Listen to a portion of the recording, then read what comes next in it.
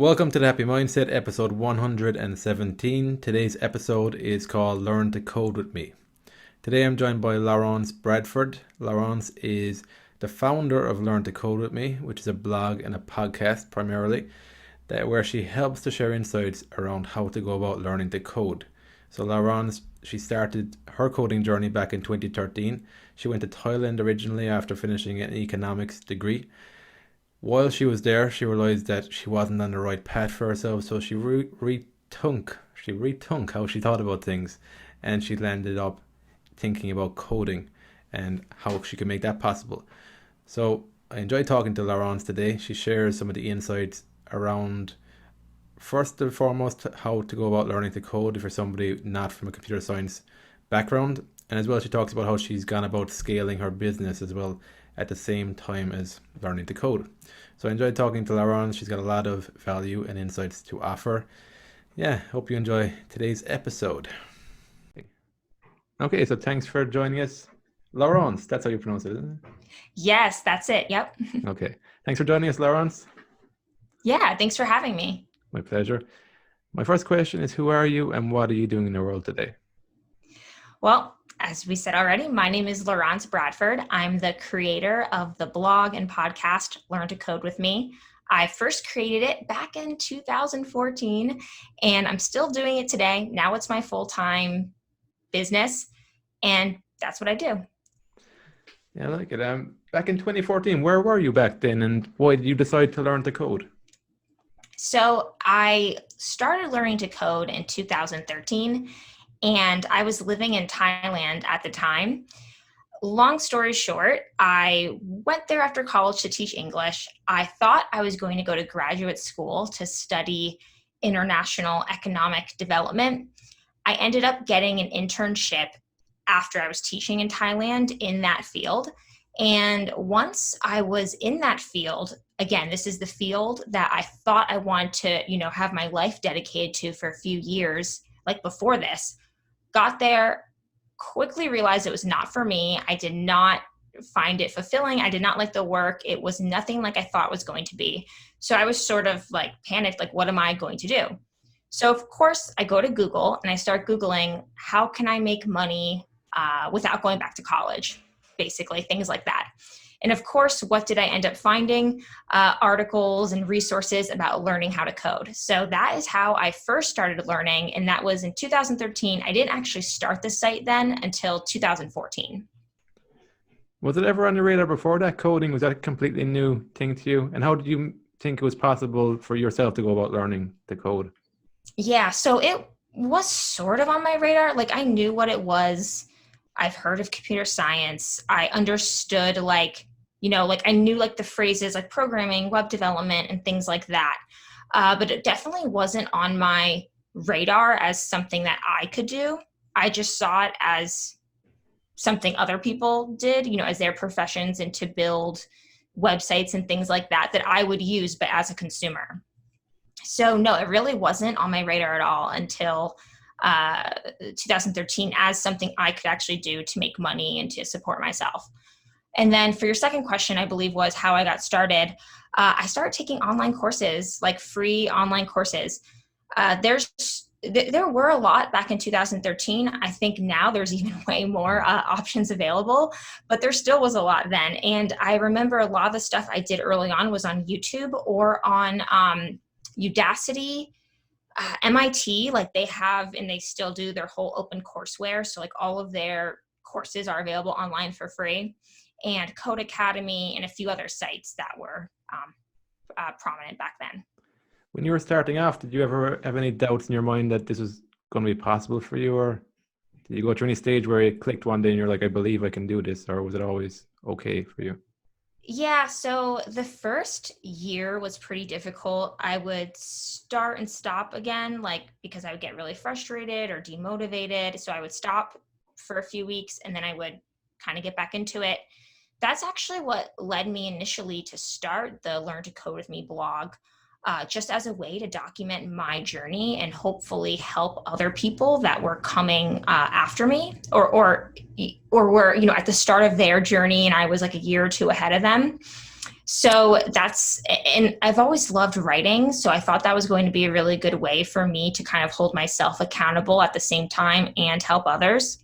The blog evolved so much since then, but that is how it initially started. And yeah, throughout the years, there had always been times that I had wanted to stop, or maybe I can't say like a total career change because that's definitely not true, but I've sort of like shifted gears a little bit. It's all within technology, but I kind of shifted my focus as time went on. Do you think that actually helped you in hindsight, taking a break every now and again and coming back to it?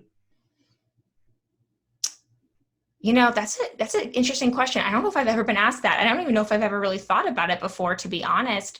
Early on, I'm not sure. Maybe because maybe it kind of gave me a chance to like reflect and then refocus rather than like, keep hitting my head against the wall, metaphorically speaking. So yeah, I don't know. I think I have to say maybe. Hmm. Yeah, no, that's something I only think looking backwards as well. And writing, when did you always have a love of writing when you were younger? Like when did that become a passion of yours? Yeah, I'd say I did. I've always enjoyed writing. I would journal a lot, like in high school and college, not publicly, but personally.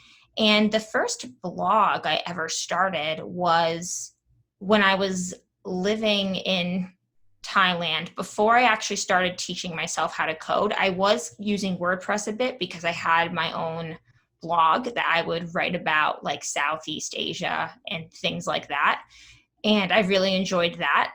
So it kind of made sense to me to start a blog about learning to code because I had some experience blogging in the past, but never like making money from it or anything like that. Ah. And so you were managing your own WordPress site at that time too with the blog, was it? With the one about Asia, Hmm. yeah, I had help with it, like building it, um, but more or less, I mean, it was like super simple. It's like a super simple website. It wasn't anything fancy. Yeah, I was just thinking to myself as well. I had a blog as well in WordPress. I think that kind of it gets you thinking in the frame of mind that it's very simple and straightforward, but you're starting to think in those terms. Or maybe it's possible to get into technology in the back of the mind. Do you see writing and coding? Do they in any way complement each other? Like becoming a better writer, does that make you a better coder? Do you see any overlaps there? I mean, I think with writing, I think just having like writing as a skill, like written communication, whether it is internal documentation or a blog post for like the public to read or a book or any other kind of form of writing, is a really good skill to have.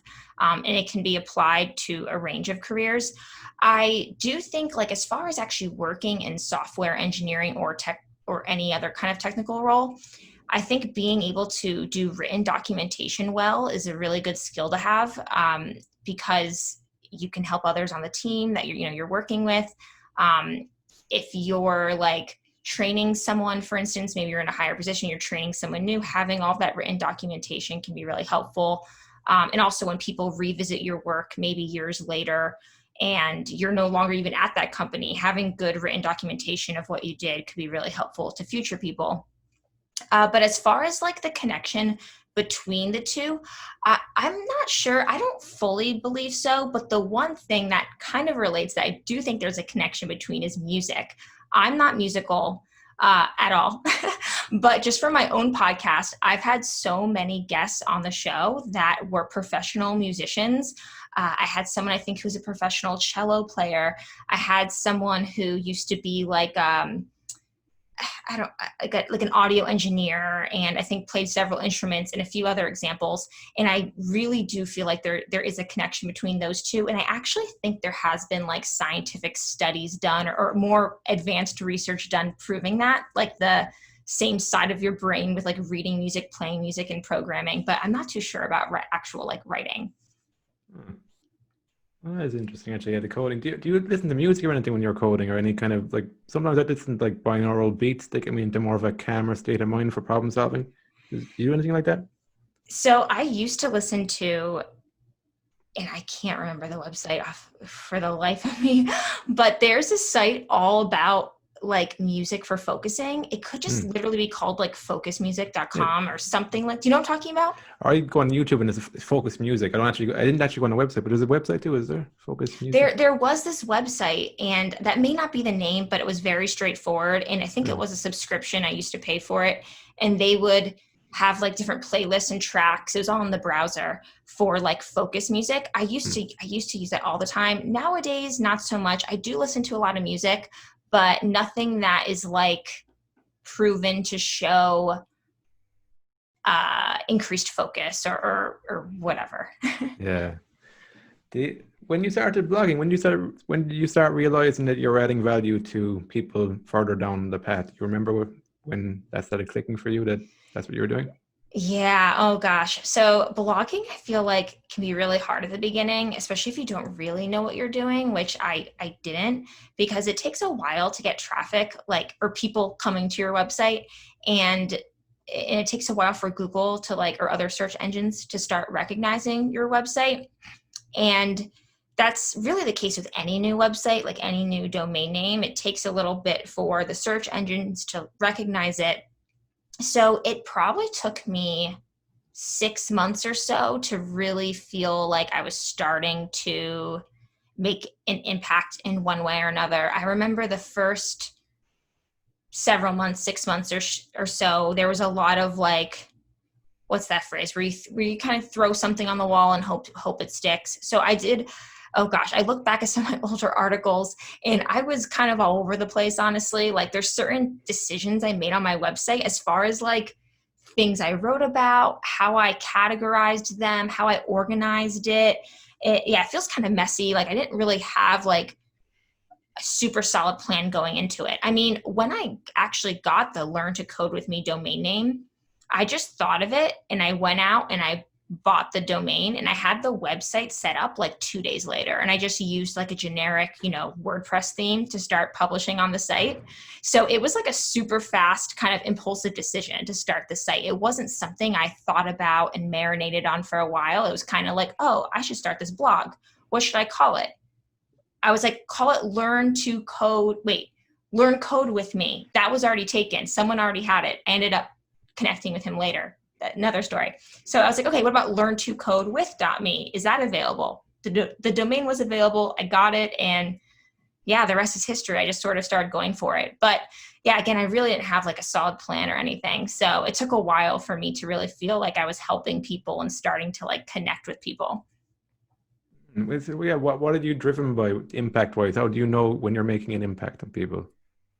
So nowadays, and it's been this case for a while now, I look at like I look at like how many people are coming to the site, how many people are how long people are staying on the site or a certain page. So if it's like a certain article, I'll look at like the average time on page, which kind of indicates to me like if they're reading it or not.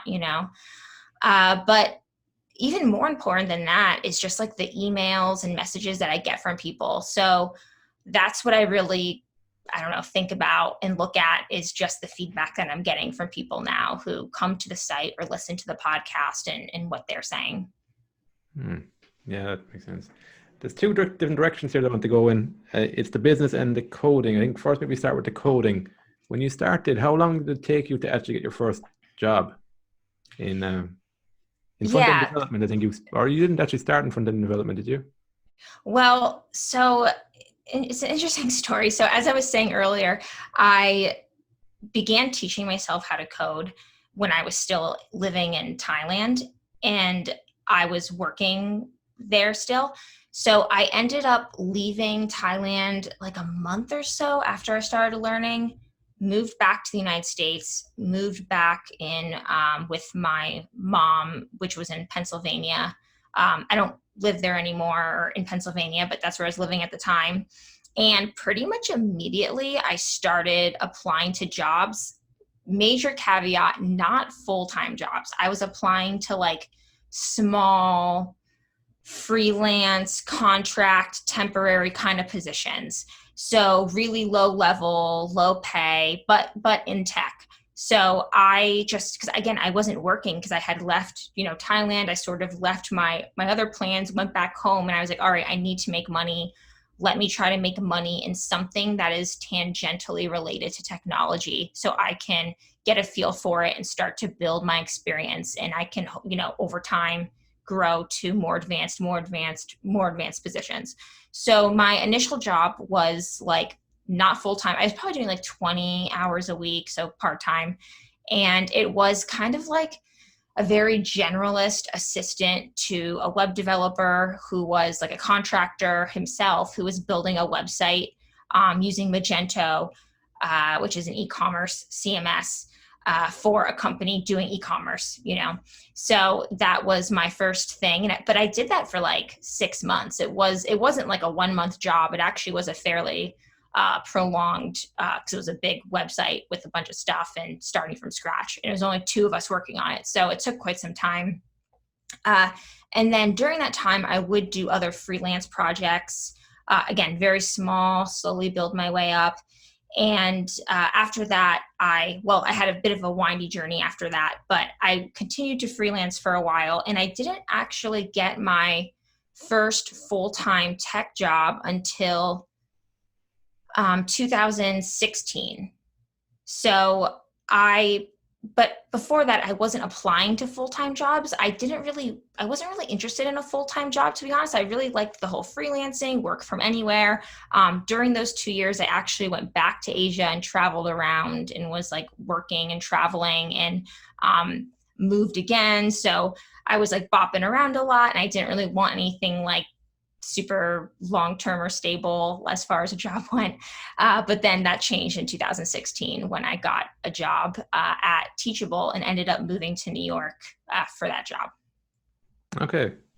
And then front end is the part you focused on, wasn't it? Front end web development? Yeah, so with all of the freelancing that I did, it was just that and WordPress and Magento. Believe it or not, actually, I can't really speak to what the landscape is like in 2020 with Magento, but back in 2013, 2014, 2015, there were a lot of like Magento jobs that I was able to get that would pay well. The thing was, I really hated doing Magento. I really hated using it, but at least in the United States, it's like a pretty common e-commerce, or maybe still is a popular e-commerce platform. And like the pay for the knowledge was pretty good because not that many people knew how to use it. But yeah, I didn't like using it, but those were a lot of the jobs that I did early on. Mm-hmm. And like for somebody starting off as a programmer, how do they know what skills to focus on? Because there's a lot of different things to learn, but not all of them are essential to begin with. Oh yeah, for sure. Yeah. And I did early on, I did not do a good job of this myself. I was all over the place. I was learning this, I was learning that. I was not very focused on like a plan. But what I tell people to do is to essentially reverse engineer whatever their end goal is. And if they're not sure what their end goal is, just to come up with something you think you may want to do. And what I mean by that is like what kind of company you want to work for, so like the industry. So maybe you really want to work at something like in the food services industry, or food delivery or something. Or maybe you really want to work in the music industry or the fitness industry. And beyond that, also looking at what kind of job function you would want to have. So front end, back end, UX design, mobile app development, data science, cybersecurity, like a bunch of the different tech kind of roles that there are. And once you kind of pick those 2 things, the third thing is geographic location. So if you live in a certain area, like say if you live in New York City, take that into account as well. And find jobs, like actual job listings that you would like to have one day. So this is like, this is a dream job listing of mine that sounds really cool company, great job description. I want to do that. Collect a handful of those, like 5 to 10. And just compare the skills and the points of experience that these companies you would like to work for in that industry or a certain set of industries in that job function are asking for. And I would put them in a spreadsheet myself because I love spreadsheets.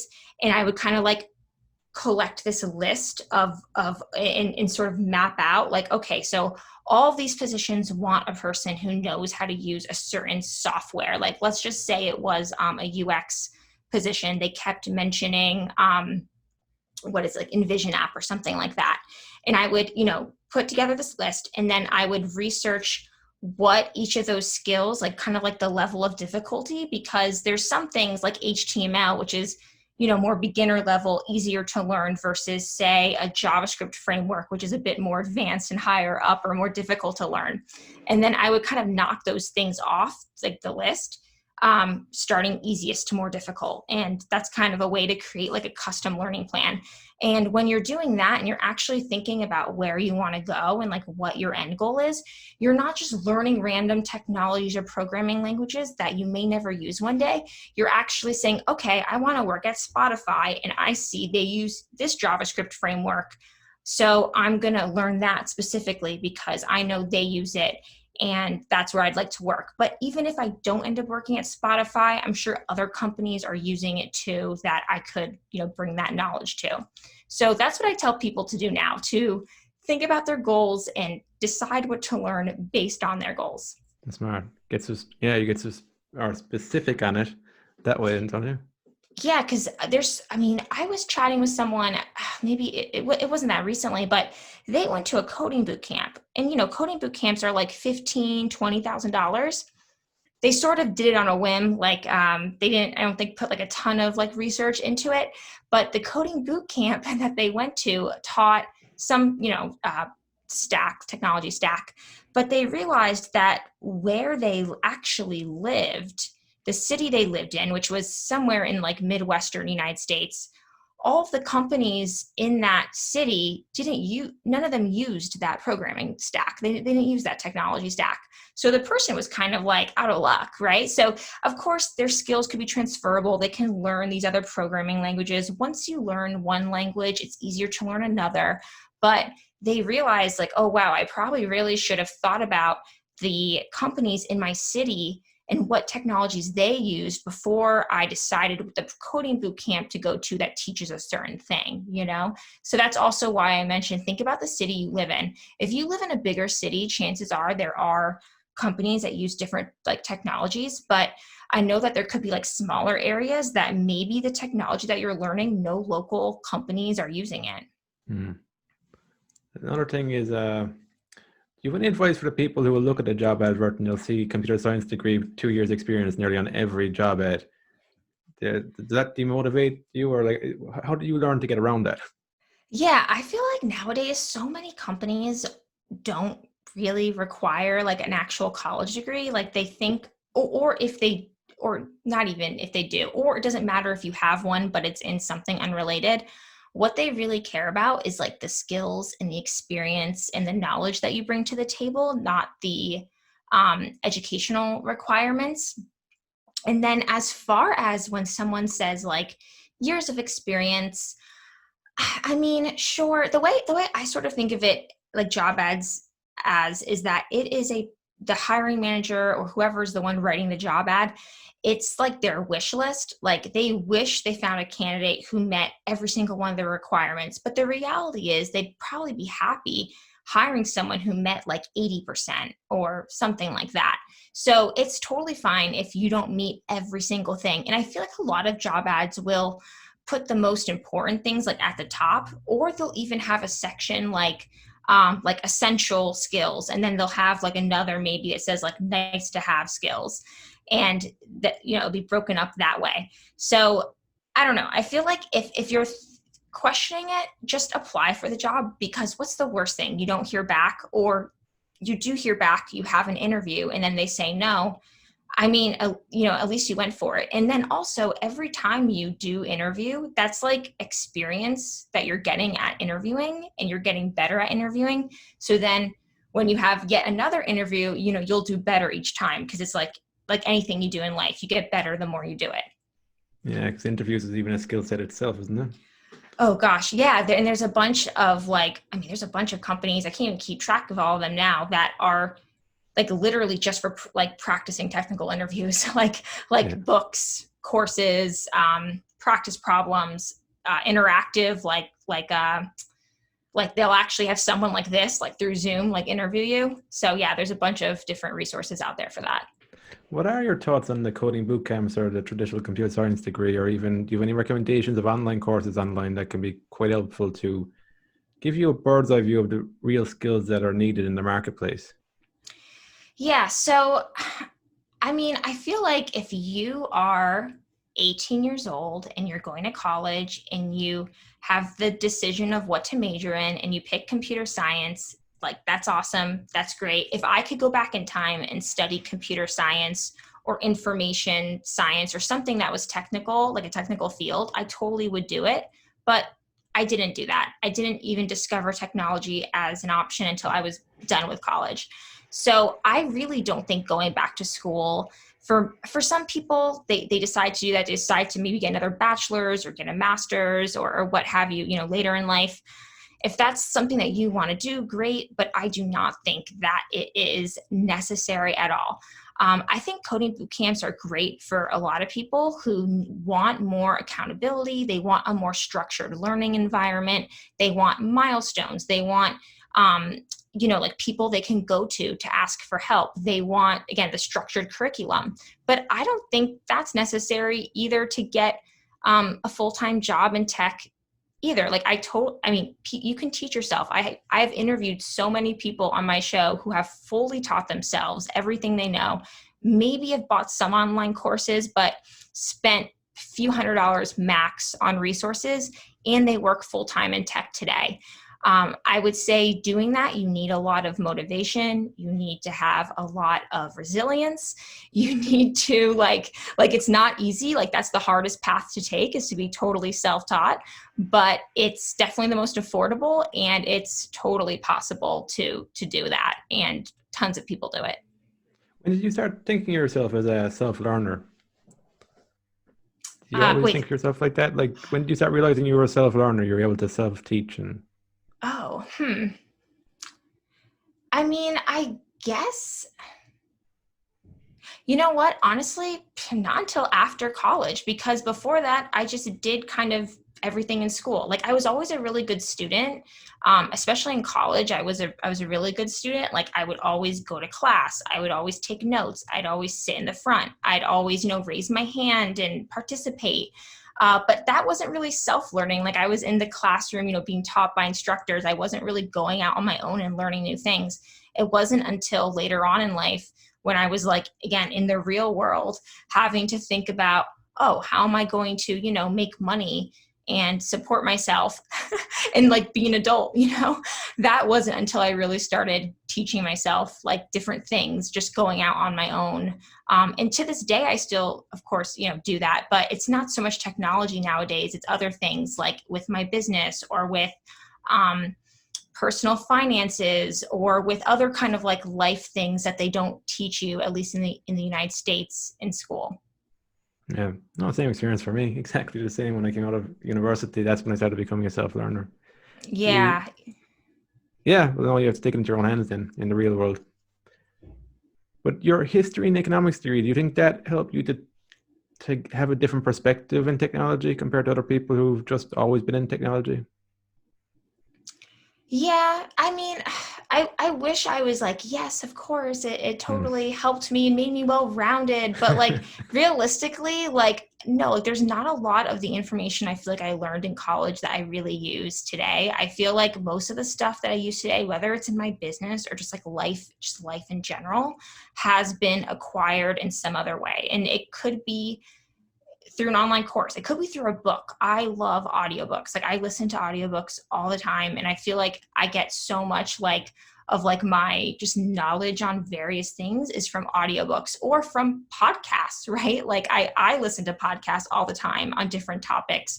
One of the things that I'll do if I want to learn something new, like let's say if I want to maybe buy a house soon. I want to just learn about what is involved in buying a house. What do I need to know? The first thing I would do is go to YouTube or go to try to find a podcast about buying a house or an audiobook, like a book, all about buying homes and advice and tips. That's an audiobook, and get that and listen to it. So um, yeah, like that. Yeah. Do you think you've like developed a learning style for anything you want to learn now? You know the kind of your learning style, you know the general process that you take to learn about a new field? Yeah, as if it wasn't obvious already, I love learning through listening. And I feel like that's like one of the best ways for me to acquire information. I have no idea why. I guess it's just like my learning style. So what I like to do is, and it's not like I usually just sit still unless I'm watching like a YouTube video or something. And some things that you learn, you kind of need the visual component. You can't just listen and like if you're listening to like how to fix a car, you Hmm. can't just listen. You have to see the visual to go with it. But there's a lot of things of like when it comes to say buying a house, for instance, that I could just listen to and absorb the information. And that's definitely my preferred way. But yeah, I would say it took time to figure that out because I would try to like read books, like physical books, like sit down and read. But my problem is I can't sit still. Like it's really hard for me just to sit still. And, reading a book requires that. Like a physical book. And that's why I really like audiobooks because I can put it in my ears. I can go on a walk. I could, do the dishes. I could, do other chores around the house and be at the same time listening. And it's kind of like the motion and the listening. I was going to ask, is I that don't kind of know. kinesthetic learning in a way, is it? Yeah. Yeah. I guess that is the right word for it. Yeah. Kinesthetic. Yeah. Hmm. Yeah. I wasn't thinking of that. But yeah, like the combination of the listening and kind of like the movement. Yeah. Huh. And is there any audiobook that stands out in your mind that like helped to change how you looked at life in any way? So the ones that I read the most are all about like personal finance or related. And I would say the one that changed my life the most is the Millionaire Next Door. And Oh, I read that maybe 2 years ago. I've only actually read it once, which is shocking. I'm surprised I never read it a second time.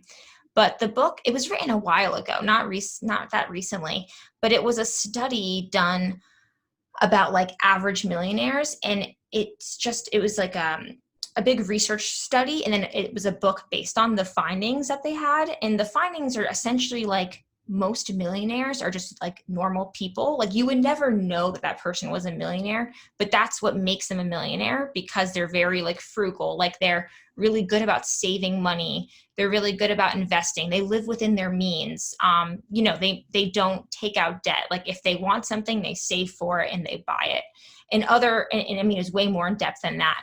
But yeah, reading that book really changed my perspective just on like, I guess, wealth building. And like on social media, you see all the, like on Instagram, you see all these people with like the flashy watch, the flashy car that they probably just rented for an hour. It's not even theirs.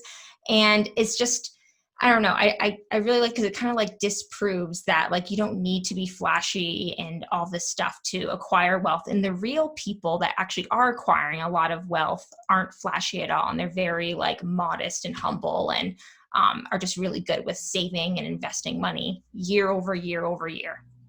hmm. Compounds. Yeah. Yeah. So it debunked that perception, so you can see the illusion more for what it is than the flashy stuff when you see it, I guess. Yeah. Yeah, exactly. And again, just the personal finance stuff, at least to when I was in school, and I believe still today, they don't teach you this kind of stuff, at least in the United States. Like they don't teach you about, credit or debit cards or investing and home buying and all these other really big decisions. And I feel like there's a lot of like pillars to someone's life, like their health, their faith, their family, but money is a major one. And we're really not taught how to properly like manage it, Hmm. in school, in normal school. Yeah, no, I completely agree with that. Your business skills, how did you scale them as well at the same time as learning to code and writing and doing all the other stuff you're doing?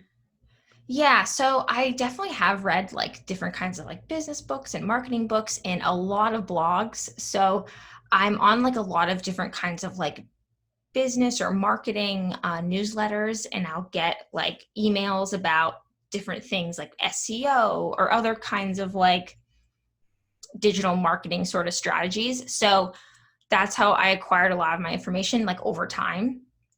And the other thing that I've done and this has been more recently, is I'll also hire people to help me. So for example, earlier this year, I hired someone to help me with like more advanced SEO things. Cause I feel like I know a lot about SEO, but not the same level of someone who does it as their job, like 24/7.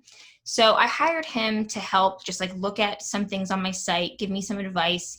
And just from him kind of like coaching me or counseling me, you could say I learned so much um, about that. So yeah, like hiring people, that's a huge thing. And yeah, books, blogs, podcasts, YouTube. Do you remember when you started thinking of Learn to Code with Me as a business? Because it started off as like a blog that you were doing. Yeah, honestly, I began making some money from it relatively soon, but it wasn't very much. Like every month, essentially, from my expenses and like my, just my expenses to run the site and what I was making, I was essentially breaking even. Um, and slowly I would make a little bit more, make a little more. I would have some better months and then some not so good months. But it wasn't until probably 2017, the summer maybe of 2017, I was still working full time. And I had podcast sponsorships, I had blog sponsorships, I was making money in like different ways, but I just wasn't like super, super like strategic about it. Like I was thinking about it more like of like a hobby rather than like an actual like job or a way to, earn money. And once I sort of had this like perception change and just like mindset change, um, and start to take it more seriously, that's when I start to make more money from it. And that's what then ultimately led me to leave my full-time job to focus on Learn to Code with Me full-time, not just as my side job, was because there started to become months where I was making more from Learn to Code with Me than I was at my full-time job. And keep in mind, I was not working on Learn to Code with Me very much. I would say probably like 5 to 15 hours a week, maybe 20 hours a week. Sometimes I would work a lot on a weekend, like I would work a full day on Saturday or something. But yeah, again, it was just it was like my after work kind of job. So yeah. I was going to ask you, how did it actually feel? Because I think some people think that like, when they have a full-time job, the last thing they want to do is go working on something else on the side. But what did it actually feel like to you? Did it feel like it actually nourished you in any way on the side or complemented what you're doing in any way? Yeah, I mean, it was really hard. Like when I look back at that time of my life, it's really hard for me to even imagine like doing that again, to be honest, because I used to go to work and then I would like work after work, basically. So I had to say no to a lot of things, like a lot of social things, a lot of fun things I like wouldn't do because I would be working on Learn to Code with Me instead. And same with on the weekends. Like sometimes I would just work like 14 days straight because I would work on weekends with Learn to Code with Me and then during the week with my full-time job and night with my full-time job. So yeah, it was hard. Definitely hard, not easy to do. I definitely think worth it though. And is kind of like a temporary sacrifice for a stronger foundation longer term, I would say. But it definitely was fun. Like some days it wasn't fun to be doing both, but there were definitely other times where I was really like excited and grateful that I had these two things at the same time because just to be totally honest, like sometimes, with my full-time job, I would be in a really frustrating, maybe, work situation or a project that I wasn't enjoying or something just like I was, not happy about something with like my main job. I would be able to work on Learn to Code with Me at night and find fulfillment in other ways from that. And I was like, wow, I'm so happy that I don't just have this one job that like my whole livelihood is on. Also because I was making money from Learn to Code with Me at this point in time, which also felt good to have like another source of income, not just my full-time job, to have like this other thing that was bringing in money, even if some months it wasn't very much. It definitely was like a confidence boost, I would say, and like made me more confident in myself and my abilities. Yeah, I get it. Sometimes I even feel like that. Sometimes if you can feel trapped And because sometimes in a job too, you are doing stuff. You're just doing stuff. Like, you're not deciding ultimately why something's being done sometimes. And it's nice to have a project too where you're the one actually creating it. Yeah. Oh, yeah, definitely. I mean, when I was working full time, especially when I first started there, it was a super small company. So there wasn't a lot of like red tape or like, like levels of management or anything, but still it's not the same as doing something fully on your own. So yeah, I have slash had, full creative control, full decision making control.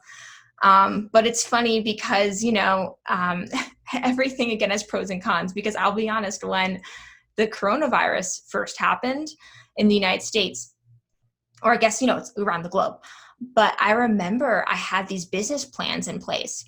Like, I had like, and then I'm going to do this in March and this in Mm. April and this in May. And then I'm sitting there like, okay, do I have to change my plans? Like, because some of my plans, it just felt weird to do it when this like major pandemic was kind of like, at least in the United States in March, April, it was when it was really like heightening. And now it's like, I think people are kind of used to it. So it's different, but there's a lot of fear, a lot of anxiety because it was like this new thing. And I did switch my plans around and I moved things back, or I just canceled some of the promotions and stuff I was going to do.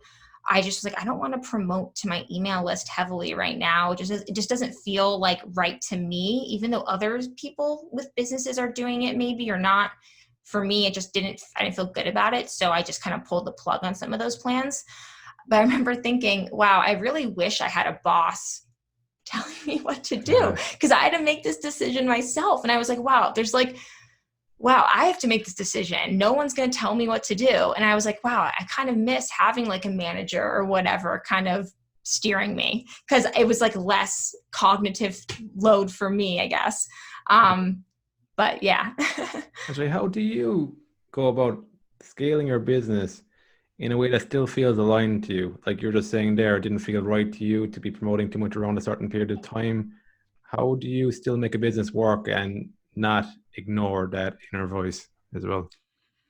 Yeah, to give context, like am really fortunate because I'm married. So that was another thing. I actually got married right when the pandemic was starting. I mean, the pandemic had already started, it was around in the United States for months before people really knew it was here.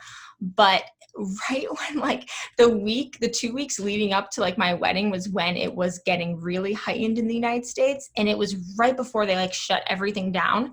And my now husband, at the time, my fiance, and I had to make the decision to pull the plug on our wedding 48 hours before, because that's like how fast, things were moving with the coronavirus. And we were like, we just don't feel comfortable. It was a small wedding, but we didn't want a room of people together. We're so happy that we did do that, because this was right before they shut everything down.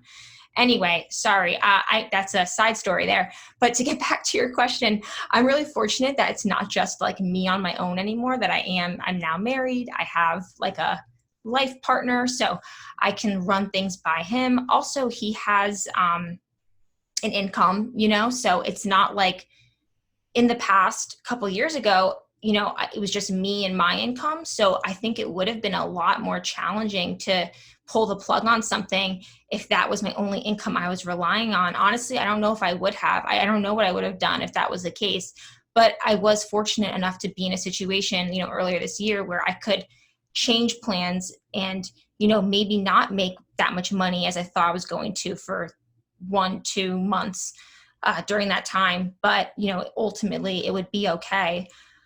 So I want to say that, because I know not everyone is in a situation like I am where it's like a dual income household. I don't need to fully rely on my own income. But as far as like making those decisions, it isn't something I made quickly. I thought about it, for a few days, and I sort of like meditated on it, journaled about it, whatever. And again, it was just, I don't know, it's just like in my gut, I just knew that I would feel uncomfortable emailing out, like promoting this thing I was supposed to do. And I kind of thought, what would I feel better about not doing it or doing it and then not feeling good about it, and maybe even getting some backlash from people like in my audience, like, saying, hey, like, I don't know why you're doing this right now. We're in the middle of a pandemic. We're in a crisis. It's kind of weird. You're, selling this other totally unrelated thing. And I decided that I would just feel better pulling the plug and not having that, income source for that month coming in. That's a good answer because like I think these sort of things are contextual as well. Like you do have to take into account like what are your circumstances here, and then you can think more rationally about the right decision to make as well. Then I think. Yeah. And I had other plans later in the year that I knew I could kind of make up for lost ground, I guess, during the earlier months of the year, or at least that was the hope. It really has felt this year though that like so much, like with the pandemic, like things are just changing so quickly. Like even I don't know when this is going to air, but we had these vacation plans for August that is next month, which when we made these plans, driving, socially distant, whatever, it's in a different state though. And now the state is having a really spike of cases. So we ended up canceling the plans and we able to get a full refund, all of that. But I feel like this year, it's like you really are kind of playing, like making very last minute decisions, seeing how things progress just because of the coronavirus. And it's not, I've never had to dealt with something in my business like this before. Like there's always things that go not according to plan. Like, whenever you have a event or a promotion or whatever, something goes wrong, but not anything quite like this, like so out of your control, like on a global scale. So yeah, it's been an interesting learning experience. I'm just trying to think of it like that. It's challenging. Is there anything actually that you've learned so far from it out of the challenge? Yeah, is there anything that you've really kind of hit home more from this challenge of coronavirus in your business? I mean, I think for me, just like being okay with having to change last minute. And I also think like this kind of sounds like a cheesy answer, I guess, but just like finding gratitude and like peace, joy, whatever word you want to use, even when moments are difficult. So like this isn't with my business, but what the wedding that we had to really last minute change drastically. I remember like on the actual wedding day then being, because it was a very emotional week leading up to that because of the coronavirus, and should we cancel our wedding? Should we not cancel our wedding? How should we navigate this? And it's almost like a crisis. It was like crisis management or something, like a crisis management job kind of thing. And I remember then the day of the wedding, I was like, okay, I can either be completely miserable and upset, and I honestly have every right to be. We had to call people and uninvite them from the wedding 2 days before, which like who wants, that's like a horrible situation to be in. Or I can choose to be like happy and find joy and peace even in the little moments, because we still got married that day. It was just our parents, so 4 people were there. And then, the person who married us, and we had a photographer. And I was like, my husband and I were just like, we just have to kind of make the most of it. And we're still going to get married today. It's just not going to be what we thought it was going to be, and we were planning it to be. But I'm still going to find joy and happiness in the moments where I can on this day. And I'm not going to have it be like this big negative moment in my life, So that was, I mean, I feel like just that was such a learning experience, just the whole wedding thing. And I think even though it's not related to business, I think it definitely has made me more resilient, and into the future, it's going to make me more resilient of dealing with like stress you can't control with like events or whoever knows in the future. So yeah, sorry, that's long-winded answer, but just finding joy in good parts, even when you're going through a difficult time, because you can always find some stuff to be grateful for, or some things that are good. Even if some other area of your life is falling apart, you can find things to be, grateful for. Yeah. Actually, what did you take from living in Asia? reminds me. Is there anything that changed your perspective on life from living in Asia for a while?